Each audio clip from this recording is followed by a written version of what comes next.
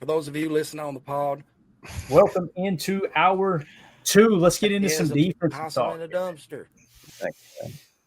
If you had to guess which side of the defense, which part of the defense stood out today, guys, what would it be?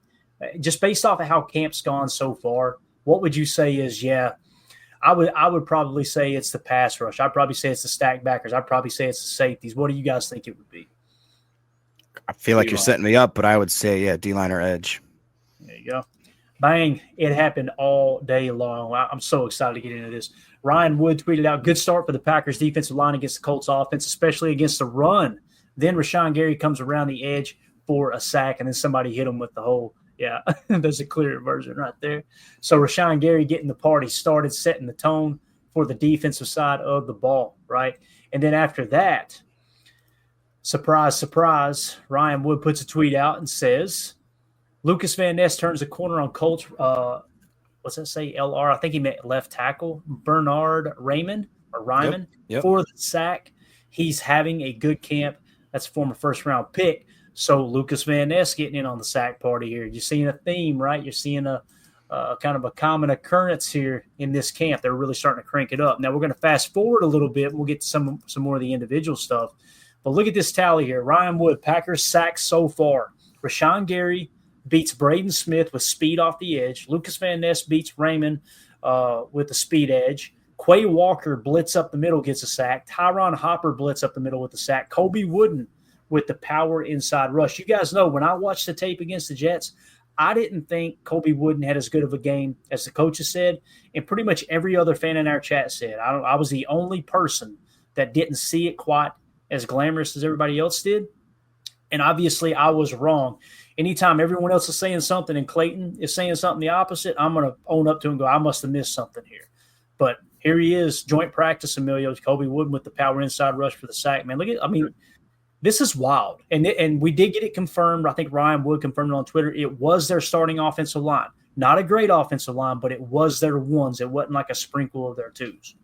Yeah. No, I'm happy Kobe put the weight on because, like I said before, I had him as a bubble guy, wasn't sure, and I'm glad I'm eating my words because I think having a dude that's been in the system for a couple years, he knows he's worked alongside Brooks. They got a tandem.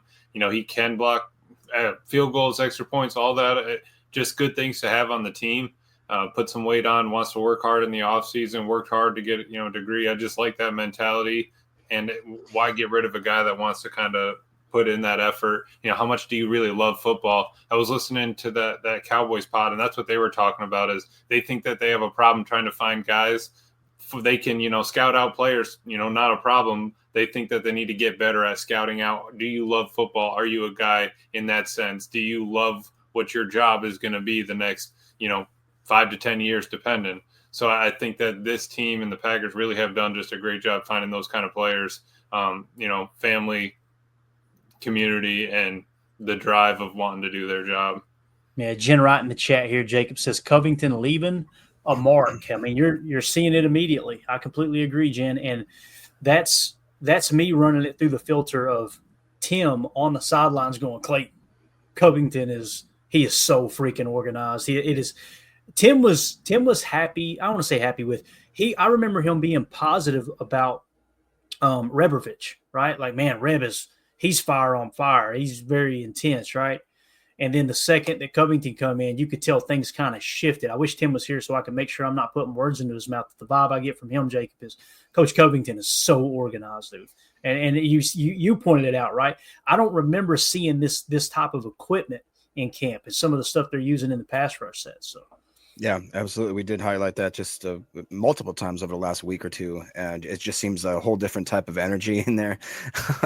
read that for us. 204 that says, leaving a mark like Michael Scott and the Benihana waitress. I marked her arm. Best episode ever. It's so good. Yeah. What did he say? What did Dwight say, Amelia? You got to start on one side and bring it all the way around. Yeah, they're talking about gonna get a bucket, so there'll be a lot of blood. Yeah. Then he's stealing the people next to him their food and everything. Yeah. Just it's family style. No, it's not. Look, it's never too early to start talking about next year. Either Coach Lynn says Covington, our new DC, or if Hafley gets his head coach job next season. Here's the thing, Coach. Would it be Covington? Covington struggled in New England as DC, right? And he's only had one shot at it. For me personally, who's been here the longest, and I could be wrong, but who's been here the longest with Jeff Hafley? I know it's just their second year, but I'm thinking Derek Ansley would be my pick right now. And then you maybe promote Coach Covington to kind of second in command, right? Who's the other assistants that come to mind, guys? That's the two I can really think of because our Italian stallion ended up going down to did he go back to Miami or Jacksonville, didn't he? Jacksonville, I thought. Yeah. What about Ainsley? Do you think he's got enough? Yeah, DA. Juice? That's what we're talking about. Yeah, Derek sorry. Ansley. Yeah, I think that would be my pick, although I can understand why Coach Lynn would want to go with Covington. What do you think, Emilio? Who would be your DC, man? Yeah, I think it would probably be DA. That was my first thought. The secondary is always talking about it. It's a passing league. I feel like you would kind of lean on that sort of aspect of it. Looking at the defense, you got Hafley, a coordinator, passing game coordinator is DA. He's already passing game coordinator, which is, just one step down from DC at that point. D-line, you got DeMarcus Covington. Wow, Coach O. What about Olabasi? Mm-hmm. He's gone. He was the old D-line coach, right? Oh, he is? Yeah. What I was going to say is, like, when you look at the other D-line coaches, like, Ogabasi's still here, right? Yeah, he's not gone. Yeah. Oh, there. I'm sorry. You're right. Assistant. Yeah, you're right. I'm sorry. He's right here. Think about this. He came from Boston College with Jeff Hafley. So Jeff Hafley can take that guy with him. And that's the other thing you got to watch, too, is, like, whoever you pick for your DC here, everyone else is probably going with Hafley for a promotion. That's the thing that sucks about losing to DC. It's not just losing one coach. They typically, we always talk about Detroit this year and how they lost Aaron Glenn, their DC, and they lost Ben Johnson, their OC. But we don't talk enough about how not all, but a good chunk of those assistants went with them too. They probably took 3 apiece, something like that. But yeah, your only other options really, you have Wendell Davis, quality control, Ryan Downers. Ball King. Yep. And Sean Dugan, linebackers. And then you have Jeff Kuntz, defensive assistant, quality control, Jamal Lett, and then Vince Ogabasi. So yeah, you don't have a bunch of options, but you would want to have someone hopefully in-house that's kind of run with it and knows at least that direction that they want to go. But I do think DA is the go-to. Yeah, Jen Wright says make Half a co-head coach. So here's how that works, Jim. They can't block a promotion. And what I mean by that is the only way we could keep Jeff Hafley on the Packers if he's offered a head coaching job is if we give him our head coaching job. Right? Unless he just denies it straight up, right? He can just say deny. That's correct. Right. Ben Johnson did that, if you'll remember, right? Ben Johnson did that and then waited a year. So in terms of that, the only way we could keep him is if we let Matt LaFleur go and Hafley becomes our head coach. I don't want to speak for everyone. I know I don't want that. I would much rather have. So is that the only move that they could – because – isn't Bisaccia assistant head coach? He's assistant head coach. Now, here's the thing. If another team offers Jeff Hafley assistant head coach in D.C., I believe that's technically a promotion. He could leave for that, and then we'd have to make a decision. Do we let go of Bisaccia and promote Jeff Hafley into that, which Bisaccia almost didn't come back this year. But, again, we're talking about Hafley taking a head coaching job. I don't think he would leave for another D.C. spot. And even if the Packers approved it, you know what I mean? I think I almost think Hafley, I would hope Hafley at least had maybe a 3-year plan. Okay, I'm going to get up there first year, see what happens. Second year, go through it. Hey, if we knock on wood, bring home the Lombardi, perfect. I would still love him to be around for maybe one more. He doesn't need to be a lifetime DC like in the Chiefs, but let's do a little 3-year plan and then move on from there. Right. Yeah, and that's why it's important to keep bringing these assistants in. That's why I really feel like Coach LaFleur hasn't rested on that. It would have been real easy to just bring in Hafley. Okay, that's good. Now we'll put a young staff together. No, he went and got another former DC in Ansley. He went and got another former DC in Covington. And you've got to keep that pipeline kind of full. That way you've got experience at the DC and even OC, right? Like there's a chance Stenavich could get a job. I think Stenavich, people look at him because he's a former offensive lineman like he's a big, dumb poopy stick or something, right? and I wanted to say dip, you know what? But anyway, he's not. If you listen to him talk, that dude is brilliant. I mean, he's a brilliant offensive mind. He really is. So I wouldn't be surprised if he ends up getting a head coaching job. But I do think other teams do kind of look at the precedent. We talk about precedent all the time. I think they also look up and go, Hackett didn't make it. Getsy didn't make a good head coach. You know what I mean? So it's probably more Matt LaFleur than it is his assistants on the offensive side. Whether that's correct or not, I think teams will be looking at it. But the sack game did not stop here, guys. I know we gave you all those updates. LVN, another sack, according to Wes Hodkiewicz, right? Then this one right here got me, I think, even more excited. As Wes Hodkiewicz tweeted this out. Look who joined the sack party. Sorrell, sack of Richardson, and he just dirts it. I'm also standing next to Bubba Watson, so we give a little shout-out to the golfer Bubba Watson there who was in-house. Baron Sorrell, boys, we talk about it. Keeping score, Jacob. Another notch, another mark in the positive. What I do on my board is a positive green plus sign. All right. And then you tally them up. You minus the red marks off of it. You throw the green up, and and however it balances out, you keep score. All right, these are the guys that had the best camp. Baron Sorrell, it's early, but I can't wait to watch him again this weekend. Yeah, and that goes back to our opening segment. I just don't think that we're going to bring in a guy with that much baggage and money that would stir up that room where we have guys that are absolutely, I don't want to say blue chip studs other than maybe a guy like Gary, but potential blue chip studs. I really do believe that LVN, if he takes the type of step that his body will, he's an athletic specimen. He's a freak. Brenton Cox Jr. has some intangibles you can't teach. You got a guy like Baron Sorrell who looks like he may be, everybody's given Golden all this shout out and praise, which is well deserved. And absolutely, I'd say that on the defensive side of the ball, I haven't seen many guys kind of walk into a system and sort of flash consistently and put, I think he's making, I wouldn't even say small gains every day. It seems like he's making pretty decently large gains every day. And you talked about how Half said that he's never seen a rookie make mistakes and then correct them in the same series in the same game. He said that Baron Sorrell had done that during that first preseason game, and that's one of the reasons why he didn't think in his eyes that it was a complete failure, at least from the defensive perspective. So, man, I couldn't be more excited about Baron Sorrell, and I'm all gas, no brakes with that edge room. Yeah, I completely agree. Excited to see his hands.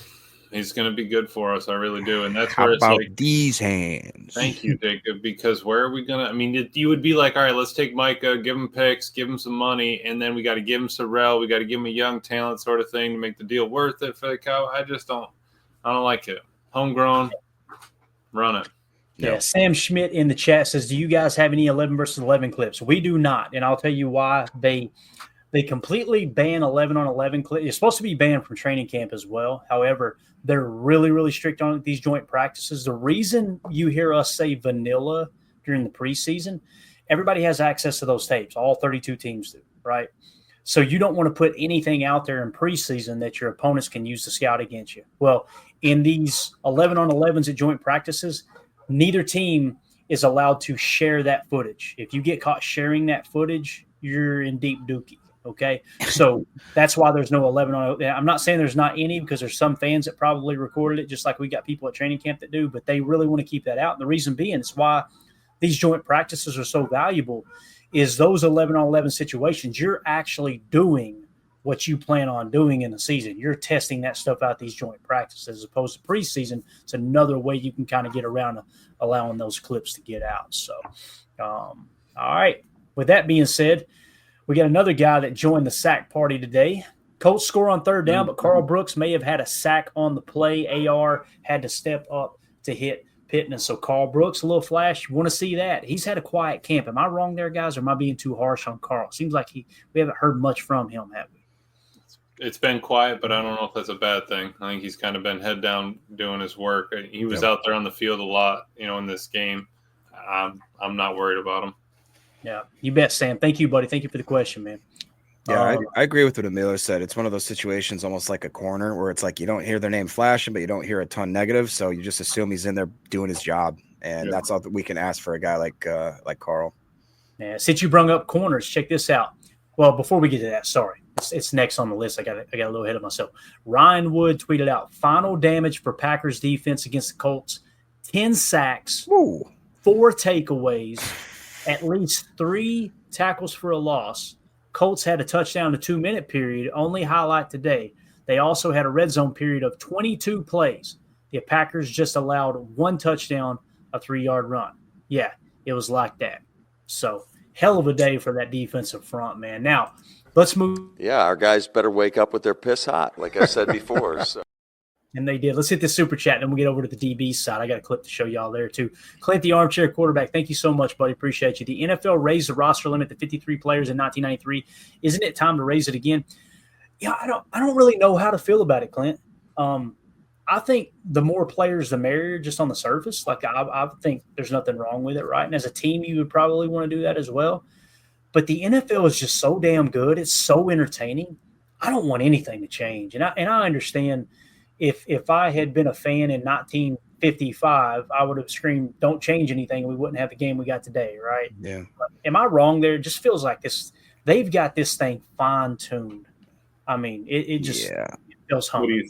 What do you think? The only thing that I would push back on that is that the fact that recently they've been adding more games and they seem to just have the games in shorter concession without having as many or not adding any more buys to it. That would be the one thing that I'd push back. Like, I wouldn't necessarily want to raise it very high, but like, just even imagine if we had 4 extra roster spots, it would make some of these battles so much more easier to understand and to kind of get that best team out there. But yeah, it is tough. Like Clayton said, I remember when they first started messing around with the kickoff rules, I'm like, that's it. Football's done, or when they started doing the safeties, the targeting and all that kind of stuff. To me, it does dilute the game a little bit, but a year passes and we kind of all get used to the rules. It is what it is. Yeah. What do you think, Amelia? I was want to say it was Schwartz on GM or Ross Tucker. They were talking about this, and to Jacob's point, we had the 53, but you're only dressing 48 for the game, right? So you're still kind of, you have that fluctuation of the amount of people you plan on having dressed every day and not. But they were saying on their pod, they were given the point of, hey, being a player is amazing, right? There's only so many of the players that are getting that payment. With more of the, the money deals, the TV deals, the profit sharing, all that stuff that the CBA has. Said the more you're adding players, the more you're going to kind of dilute that number for the players that have done that work, got there and gotten paid. He said, so as a former player, he was saying that he would probably steer away from that, I would think, just because that number is going to keep going down if, the owners are still trying to work, hey, we still got to get these guys in here. If you bring it up to, 60, whatever, that just more people that got to go around, the salary cap's going to have to change. How are you going to, cover everybody there? I think it would kind of get a little messy. Got it. And again, Clint, thank you so much for the super chat, bud. We appreciate you, man. United Bates says, think they will expand the practice squad first. Maybe I would be okay with that. I would be totally on board with that. Yep. So, yeah, I think keep it to 53 right now. The old get off my lawn guy that I am. And then maybe expand the practice squad a little bit. So I appreciate that. What real quick is it 16? Am I thinking correctly? Yeah. Squad, yeah, it's 10. I think it's you get, correct me if I'm wrong in the chat, guys, but I think you get 10 regular practice squad players, and you get 6 veterans, I think. And then you get 1 international player as well, just over the overall, set to round it out from 69 to 70-man roster or what have you. So that's the way I understand it anyway. So, so back to practice here. Defense, Keyshawn Nixon with an interception, picks a pass off a deflection, dropped by A.D. Mitchell over the middle. Next rep, Mitchell catches a slant. Javon Bullard rips the football out before Mitchell was on the ground. Evan Williams recovers the fumble. Now, we got a video of this, and I got to be very, very careful here, okay? And the Packers tweeted out. I think it's okay to show it. Hopefully it is. But this is, I love the tweet they put out, the text they put out with it. Just says bully ball. Bully ball in full effect. All right, let's see if we can get this without getting in too much trouble here, okay? I'm going to hit play, maybe. Oh, got to watch the sound because they always kick the music in on us. All right, here we go. Look at Bull. Give me that rock, baby. Ooh. And then, of course, Evan Williams is just always around the football. Am I right there? I mean, always. So love to see that right there. That was an 11-on-11, obviously. But, again, watch it one more time. Look at Bull. Dude, that's that ball king stuff, right? Yeah, that's exactly it. And I watched an interview with Evan. He talked about how they had really good intensity on defense. He said they forced a ton of turnovers. I had no idea that it was 10 sacks, 4 turnovers, a bunch of tackles for a loss. It sounds like he got in there and kind of set the tone initially against the run for a tackle for loss. Also, we mentioned how Hafley said in his first preseason game presser where he was like, look, I didn't see that intensity translate from the practice field because these guys were ripping balls out. They were rapping and ripping. They were punching balls out. They were doing, the peanut Tillman, and that Ball King has been literally charting this all offseason and preseason. So this is the type of stuff I want to see. Whatever they did coach all week, it got these guys hyped up. Definitely. What do you think, Emilio? Bull plays physical in the slot, man. I think he's poised to take another step in the slot. I feel like he played much better in the slot last year than he did safety. And now that he's got a full offseason under his belt, I mean, this dude, I think the sky's the limit for him in the slot. Right. And I'm glad that they gave him those reps in the slot. You see KTs out there, Oladapo and Evans. So you have Bull running that nickel. I love that. And he does. He's got that kind of dog. I'm glad that what they've been preaching in practice, the attacking the ball where we didn't see that in the Jets game, that happened. It came out here, obviously still practice, but just being able to do that same thing you've been repeating and, and repping and everything, doing that in a game while also trying to stop this dude is on some, a different team than your own. I think it makes it all kind of easier. Yeah, definitely. I like what Clint said too. What a difference a week makes. Again, though, Clint, I'm going to be that guy that says the good it's never as good as it seems. It's never as bad as it seems when it comes to this type of stuff preseason. But again, LVN was saying the same thing, Clay, is that they need to come out with, they're pissed hot. They need to step it up. They even had a meeting after the Jets game. Hey, we need to come out a little better as a D-line group as a whole. Love it, man. Love it. All right, Ryan Wood tweeted out, Jonathan Baldwin picks a deep pass for Anthony Livingston Gould from Anthony Richardson. All right. Well, it would have been a pick if Brenton Cox Jr. hadn't sacked Richardson first. This is pure domination from the Packers defense. Another guy, Jacob, Brenton Cox Jr. So he's going to take another step, man. And what's crazy is Enigbare scored out damn near in the 90s. He might have been in the 90s according to PFF in that first preseason game, and that was over 30 plus snaps.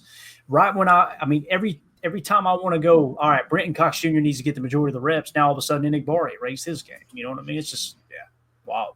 Yeah, pleasant surprise, right? Yeah.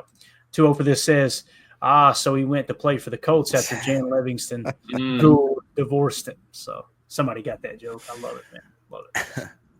All right, up next. Now, another player that struggled this past week, right? And this kind of goes hand in hand with what Clint was just saying in the chat.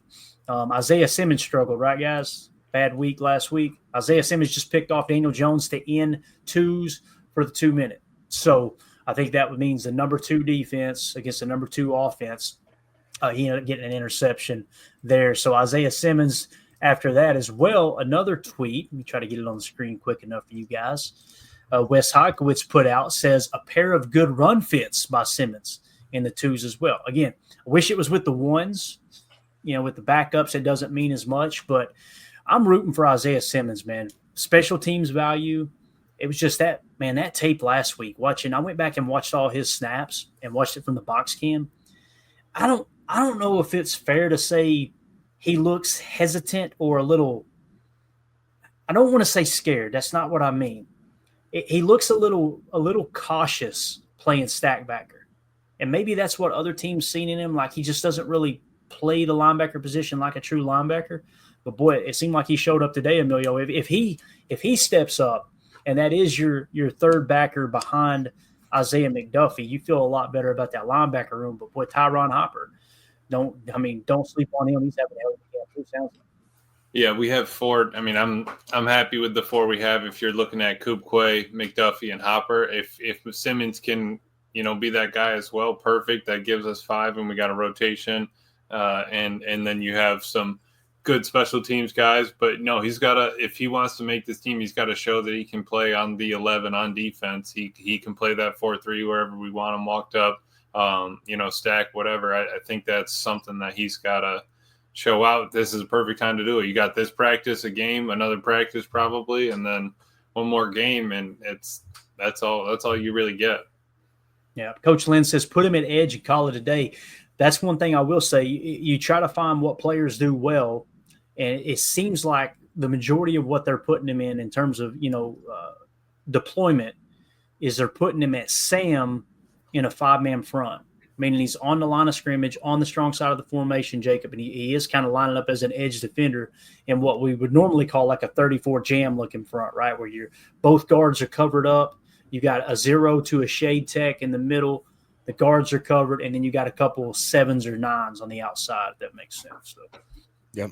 I think what Deadfish says too, he's wondering, is he just thinking too much? I think Hafley addressed that and said, we want to just play him at one certain position so he doesn't have to overthink. Obviously, the big knock on Isaiah, not the big knock, I guess his big attributes is that he could be a safety, he could be a linebacker, he could be an edge, he could play all over the field. But it does feel like that from the tape that you've seen, Clay, that maybe he hasn't had enough time to trust that linebacker position. And hopefully with more reps, it comes a little more natural to him. But worst case scenario, like Amelia said, I'm very comfortable with Hopper as the third if he doesn't show out, because, man, I'm very impressed with him too. And that's another one. When we made the pick, I went, oh, man, really? That guy? And then slowly but surely, Goody and the scouting team proves all us naysayers wrong. So let's remember that.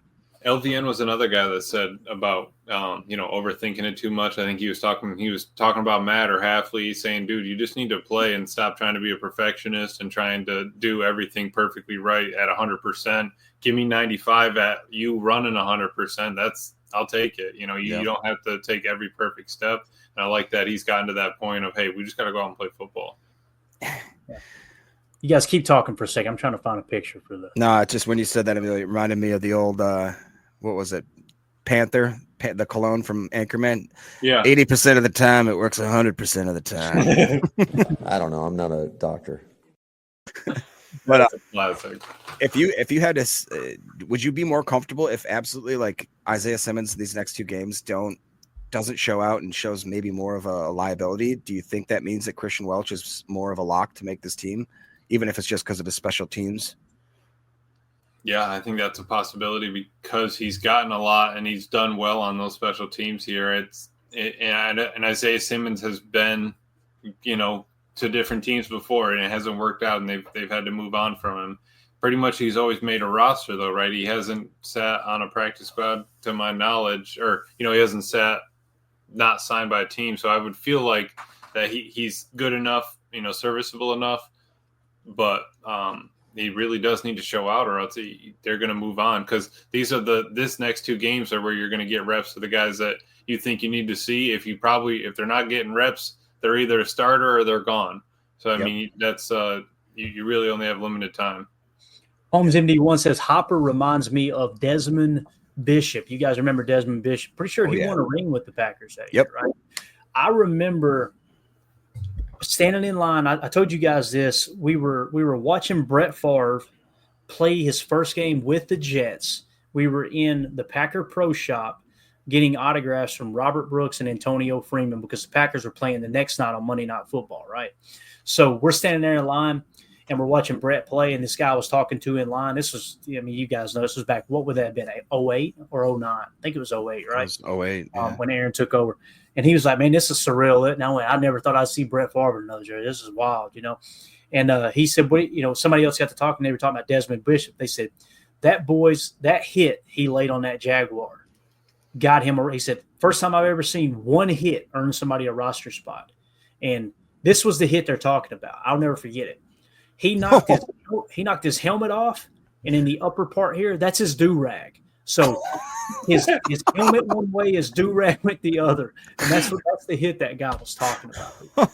I wish we could pull that off, find the video of it, if we wouldn't get hit with a copyright, and just let it fly for you guys, because it was, oh my God, it was absolutely. I wonder if he got a penalty for that one. I wonder if that's on Twitter somewhere. Y'all talk amongst yourselves. Let me see if I can. All right. Coach with the wow. Yeah. Just hang out with the chat for a minute if you don't care.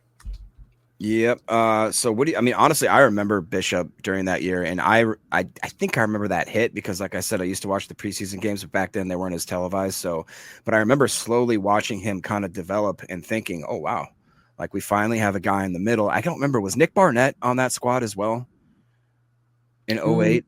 I don't think he was. I could be wrong. I shouldn't say. I don't know if he was or not, Jacob. Emilio, are you old enough to remember Nick Barnett? Yeah. Oh yeah. 56, right? Yeah. Okay. Yeah, I he was can't remember. nice, and he was nice in the older versions of Madden. Jacob, he was pretty decent. There. Oh, I'm sure it was. Didn't he have a club? I remember. Was it Nick Barnett that had the club for a while? I believe that is Yeah, correct. he did play with the club, yeah. And he also had the mouthpiece that had the vampire fangs. The vampire fangs. Yeah, dude. Nick, I very Nick much Beats enjoyed is what they call him because he was a DJ too, I think. Nice. Anyway, carry on. But it is interesting because other than I think that's why Packer fans, at least myself, I'm so excited about Edgerrin Cooper because it has been a while that we had kind of that, we had Campbell for a hot minute, and that was more of a flash in the pan. And obviously we had AJ Hawk, and he had a very storied career, and then you had your Nick Barnetts. But besides that, it was a lot of kind of hits and miss throughout the drafts. I mean, I remember when we first started the podcast, I was so high on Ty Summers. You guys remember that by chance? Mm-hmm. And that's because he was the only person that responded to me on Instagram. And I was like, oh, yo, this guy's guy. Future Hall of Famer right here. He had some good moments every now and then, but Nick Perry, that's a guy I was thinking of too. I think he played with a club as well. Yep. So yeah, we've had some flashes in the pan, but really nothing like the linebacker room that I think that we have right now. Yeah, you need to take that do-rag that flew off his head and put it on this guy right here. You know what I'm saying? Honestly, I thought it was glasses or something at first. I thought it was honestly like he had shades on underneath or blew the visor off or something. Oh, he crushed him. And I just combed through YouTube. We need to find it. We need to tweet that out. If somebody can find that hit, it was a preseason game against the Jacksonville Jaguars. Desmond Bishop knocked that cat's helmet off. And it might have been a special teams play, maybe. I can't remember. But boy, oh boy. And then he terrorized Brett Favre when Brett Favre came back to Lambeau his second year with the Vikings. That was a lot of fun to watch, too. So Desmond Bishop was a lot. I mean, he was – now, back to the question. Somebody said they seen Tyron Hopper as a Sam backer. Here you go, Holmes MD1. Hopper is a Sam to me. I can see that, right? But think of what a Sam is supposed to do in today's game, right? They have to be able to set the edge, okay? And set the edge is a lot different than a thumper. Like a thumper is a guy – you've seen Hopper sifting through the action and thumping to the tackle, right? When you set the edge, you got to be strong at the point of attack, hold the edge, gap discipline, right? Hold the edge. But I think of Hopper as a mock because a mock is described as a gap destroyer, right? To me, that's what Hopper is. There you go. Coach Lynn says the same thing. I agree, Coach. And again, I'm not saying he would be a bad Sam Holmes, but I don't see him. Like when I think of a Sam, I honestly don't even think of Isaiah Simmons as a Sam personally. I think I see him more of a Will than a Sam. A Sam, I'm trying to think of somebody that would be a good Sam here recently. Honestly, Isaiah McDuffie isn't too bad at the Sam. That'd probably be Coach Lane is a Coach Sam. has said multiple times in multiple episodes that he thinks that would be his best position. And forgive me if I was reading the chat, but didn't you say that one of the things that Sam has to do in addition to setting the edge and is being able to cover these tight ends? Yep. Yeah. So absolutely. Yep, you got to be able to do both for sure. Because what that means, guys, is that your Sam, it stands for strong side, right? You're the strong side backer, so you're going to line up over the tight end. Now, if you're playing an over front, then you might be, a gap or two inside of the tight end. But nonetheless, it's going to be your responsibility, especially in a matchy, sticky type coverage. You're going to have to cover the tight end for the most part. You're at least going to cover him until you pass him off to the secondary type thing. So, yeah. What is this right here? A hit like that would be a 15-yard penalty and half ejection in this area. It's true too over there. But although I don't remember it being helmet to helmet. Yeah, that's the thing. Chest, it seemed like it was just, oh my God. That dude said it best. I'll never forget that guy either. He was wearing camouflage. This is September. Keep in mind, we're at Lambeau. It's September. Inside, it's hot outside, right? We're inside the pro shop. And this guy looked like he was about 5'7".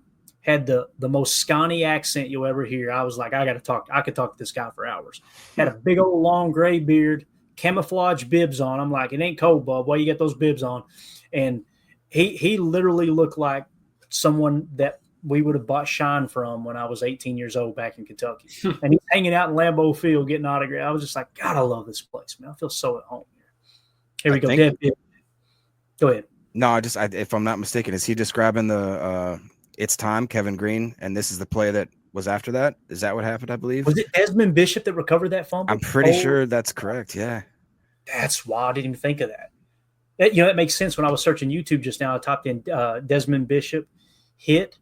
It did pull up that Clay Matthews play. So maybe he was tagged in it because he recovered the fumble. So, yeah, man, that's a huge recovery right there. That play doesn't have the impact, period, if Pittsburgh ends up recovering it. So, yeah.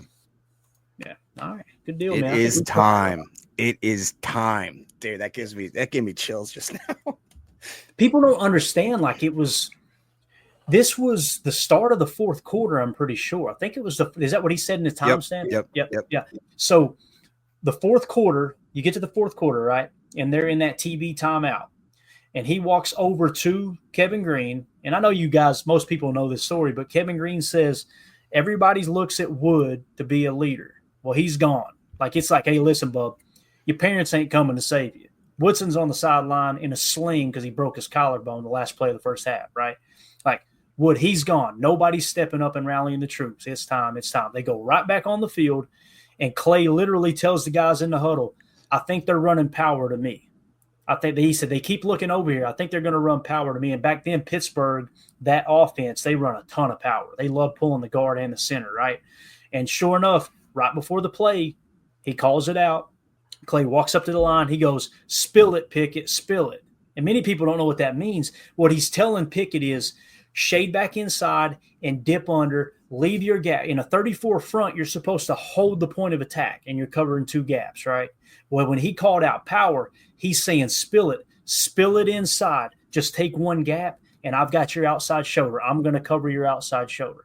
So when he said spill it, Pickett, you'll notice right before he comes up, he says it twice, spill it, Pickett, spill it. You see Pickett right before the snap, shade over a little bit, jumps inside, cuts the play off, and then Clay attacks the pulling guard. Think about what kind of player you have to be. You got to be a little off up here. And A.J. Hawk did this better than any backer in Green Bay for so long. When you know power's coming, you've got to go and hit a 320-pound guard right in the mouth. That's what you got to do. You got to cut that power play off. You got to take their lead blocker out. And it's very unselfish. You got to get in there, jack them up, and make the play. And that play was just absolutely awesome. If you look, it's kind of hard to see, but that picture right there is Clay Matthews and Kevin Green on that play, and above it you can't see it, but I got the play art drawn of that fumble. That's one of the plays. All those plays back there are actual plays, and I've got pictures with the plays from that specific play. That's awesome. So, hey, rest in peace, Kevin Green, right? Oh, dude, he was – and that's the thing that when we hired Dom Capers – I know I've told this story before. I called my brother, and I was like, bro, we got Coach Dom. We got Coach Dom. And I said, guess who his DB coach is going to be? Darren Perry. See, I grew up a Pittsburgh fan in the early and mid-'90s. So my brother was a big Steelers fan. This was before I had my favorite, pro team. I just kind of followed my brother around, right? And I told him we hired Dom Capers, and I said, guess who's going to be his outside linebacker coach? I said, Kevin Green. So what Dom did was he took all of those players from the Blitzburg defense that he ran before he got the head coaching job with the expansion Carolina Panthers team. That's what's crazy is he built up that great defense in Pittsburgh, and then he took it and took over the head coaching job in Carolina on their inaugural season, and he took Kevin Green with him, right? Well, lo and behold, what ends up happening? The Packers ended up playing Dom Capers in the NFC Championship at Lambeau Field. Pretty cool how they're all tied together. And then, of course, Dom Capers ends up going to Houston, I believe, and then for a short time, and then Packers came a call, and Mike McCarthy said, we need us a 34-zone blitz defense up here in Green Bay. So Dom said, let's get the troops together, get everybody together, get Darren up here, get me Kevin Green. Let's get the guys that I taught this defense to and go get them to teach it to other players. And, boy, who better to teach Clay Matthews how to play outside linebacker in a zone blitz than Kevin freaking Green, dude. Yeah. It just went full circle, and then we win a Super Bowl with him. We had the best defense in the league that year. My brother called me. He's a Pittsburgh fan, and who did we end up beating? Pittsburgh, right? Mm-hmm. He called me that day, and he said, I just want you to know that I'm rooting for Green Bay today. I hope you get a ring today. It was awesome. Pretty cool. How the league is very cyclical, and stuff that worked 20 years ago will come back around, right? Like that's why you see, like a lot of this RPO stuff that took off under Philly several years ago, right? And RPO kind of grabbed a hold of the game. That was invented in Green Bay. Many people don't know that. Like, I don't know if it was invented in Green Bay, but Doug Peterson was the head coach of the Philadelphia Eagles when they won their first Super Bowl, and they won it off the back of that RPO game, right? With Nick, what was his name? Nick Folk? Was that what it was? Foles. Yeah, well, Foles. Foles. Foles, I think, yeah. Anyway, that RPO game, I heard an interview with him, and he said, yeah, I learned that from Brett. In Green Bay, they would, how Brett would always fake that throw and hand the ball off? Yeah. Right? He would always do it, or he'd hand it off and fake a throw. Yeah. He went to Holmgren and was like, hey, I'm faking this throw. That throw's actually there. I should start throwing that. So when defense is keyed in on the run, when you go to – because they're reading the blockers. They're reading the fullback and, in a 21 set. Yep. They've got their keys and they're reading run. If the quarterback just takes a look, that's what they're called lookies, take a look, and you see that conflict defender bite on the run, hammer a slant in there. So Doug Peterson took that as the backup in Green Bay and implemented a whole offense around it in Philadelphia and won a freaking ring with it. So, dude, I'll never forget watching Brett Favre handing the ball off. And even my dad and like my aunts and stuff would be like, why does he throw the fake after he already handed the ball off? And we just always been like, I don't know, And then like you said, lo and behold, Brett had a little more upstairs than people give him credit for, I swear. Oh, yeah. He played the dumb redneck from Mississippi game, but boy, they said he was sharp as a tack. Our Jamie, our resident Jamie says, United Bates sent you that Bishop hit 25-second mark in the video. How is he just so good? Where did you send it at, Bates? Help me out here, bro. He said on YouTube if you can show it. Not sure. Not okay, sure if it means it's on YouTube or if he sent it through. I would think that the hit's probably on YouTube. So what did he say, 25-second mark? That is correct. Y'all want to go a few minutes long? Keep talking to the chat. I'll see if I can make this happen here. Amelia, are you old enough now to remember? This is Mr. Not So Cool says Mike McKenzie and Al Harris were my favorite corners of all time. There was a stint where I thought Mike McKenzie was going to be the next Charles Woodson. He was so. I don't remember if we traded him or if we let him walk, but I think did he go to the Saints after that, and his career just kind of. Just kind of went away. So. I think there was injuries, I think is what it was. But I remember the pick six, and I think I said this before. I remember having both. If we had dreads on both outside corner spots, we were good, dude. We were absolutely set. I wasn't worried. And then, of course, the Al Harris against Hasselbeck, where it went into overtime. We want the ball. We're going to score. I watched that in my grandmother's basement, and I think I tossed a plate of nachos half across the room, and when he did the old bye-bye wave kind of as he's running in the end zone. Oh, my Lord. It was great. It was. I mean, that's the memories right there, man. That's where I think this team, we're going to have a guy or two on this team that's going to, maybe we get a play. If not, maybe not this team specifically in this next 5 years, we're going to have one of those meaningful moments where it's like, all right, we're going to remember this for a long time. And whoever it was, I'm excited. Yeah, I agree. That's what's honestly more encouraging to me is looking back at those memories. It's like that's why in preseason I feel like Packer fans need to be more positive because we are going to have some of those memories this year, whether or not it's a winning season, a losing season, or just kind of a push it, whatever it is. There's going to be some moments there where it's going to be memorable. I was just going to highlight that. Yeah, Coach Lynn here. I hate seeing Harris on the Cowboys sideline shake my head. He's done pretty decent. He was their DB coach when Trayvon Diggs had all those picks, wasn't he? So Yep. I think there was rumors too that we were going to bring him into our I don't know if it was just for DB or if it was just getting him some sort of position. I think it was after they fired Joe Barry that people were like, you got to give Al Harris a shot. And at that point, it was the fact that he doesn't have that much experience other than what he did in Dallas and obviously on the field. But that would have been as much as, I would have been excited for that. I really would have. But absolutely. Jay Cole says here, man, I remember those days and hate to bring him, but Darren Sharper was a dog too.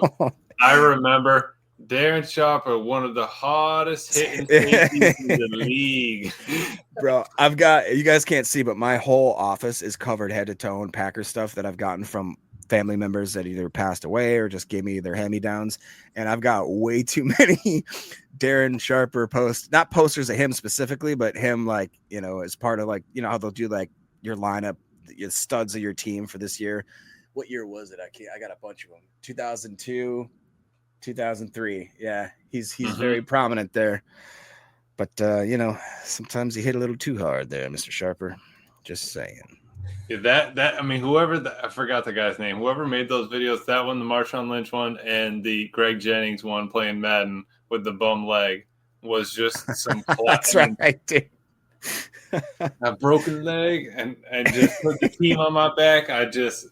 Those are some absolute gems. Reggie L says Tramon Williams, Charles Woodson, Nick Collins. How do we forget about him? Morgan Burnett were my favorite DBs.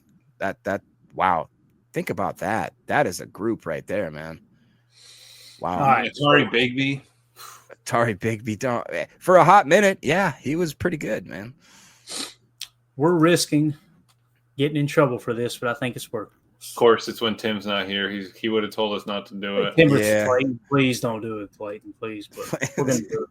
Talk for just a few more minutes. It's loading. I'm not going to, so quit asking. Keep going, boys. Stop for just a second. I saw another one in the chat that I forgot about completely. Blake Martinez. That was a little stint there. And didn't he end up, speaking of guys that maybe had some trouble with the law, didn't he get in trouble for selling fraudulent Pokemon cards? It's just turning them. Jacob, that's what Emilio's going to do if he ever gets out of the podcast game. He's going to start flipping old Pikachus. Yeah, I'm going to take the old Radio Shack place at the mall, and we're just going to be turning cards over, no problem. You know what my favorite line is at the gym? Hey, girl, you a Pokemon? Because I want a Pikachu. It works 80% of the time, 100% of the time. Pokemon. Doesn't Pokemon sound like... Sit your butt outside.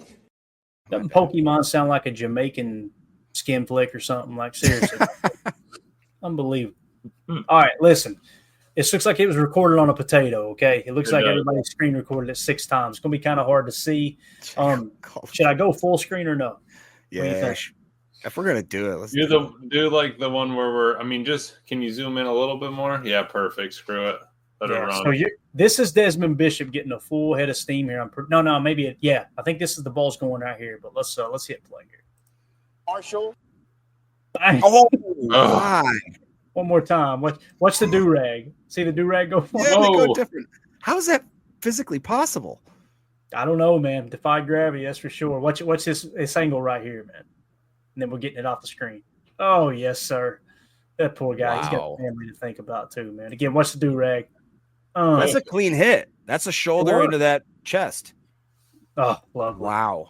Bates, you're the man. Thank you for getting us canceled, but appreciate you. Mm-hmm. I can't believe you found it, man. So it was 2007 preseason that game happened. Yeah. And Nick Barnett was in the highlight reel, too, so he was still on the team in 2007. I don't know if he was on the team for the Super Bowl.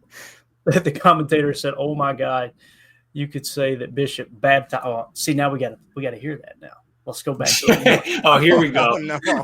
It's the audio that gets us canceled. Can we put it where we're like on top of it? Put the camera. Maybe up. That'll work better, huh? Yeah, we need to be audio, you mean? Yeah. Well, throw me an image up real quick. Doesn't matter what it is. All right. Yeah. I got you. We'll go with this guy right here. Perfect. That should do it. All right. Let's listen to the audio this time and see if we can catch that and put it on the screen there. I love it. We're so over right now, and it don't even matter. All right, here we go. Get it up. Bang. All right, here we go. Let's listen to the audio. Marshall is jacked up. Oh, my God. Desmond Bishop. You can say the Bishop baptized him. Is that Rich Eisen? Yeah, hits like this in preseason. You just don't expect them, Rich. Yeah, we need that soundbite for the show. You could say the Bishop baptized him. That's good. Gotta love the Packers. All right, let's get out of here, man. The connection just dropped, too, so we're about to lose connection. Oh, yeah. Uh-oh. That's Mandy downstairs. I'm unplugging the router. She's unplugging the router. All right, Bates, thank you so much, bub. I owe you lunch, man. What did Matrix say? He said, damn, boy, he got rocked. Yes, sir. Thank you, Not So. I hope I'm saying that right. How would you say it, Emilio? I think it's not so cool. Yeah, not so cool. Not so cool. See, I'm saying it like I don't want to screw somebody's first name up, like it might be, something I don't understand. But this episode was awesome. Yeah, it was fun, man. We had a good time. So, all right, guys, if you would hit that like button, Hit subscribe if you're new here. Thank you so much for hanging out with us tonight, man. This was a lot of fun. We'll be back to what's tomorrow? Friday. We'll be back tomorrow night, 6:30 p.m. Central Time for PTA Live. We'll find something else to talk about. Who knows? We may go back into the vault again too and get some old footage. I'm going to be ready though. The second they hit us with a copyright, I'll delete it real quick. Yeah, for sure. You know what I mean? All right. Appreciate you, Bates. Everybody have a wonderful evening. Thank you, Bates. Jacob, Emilio, thank y'all, man. This was fun.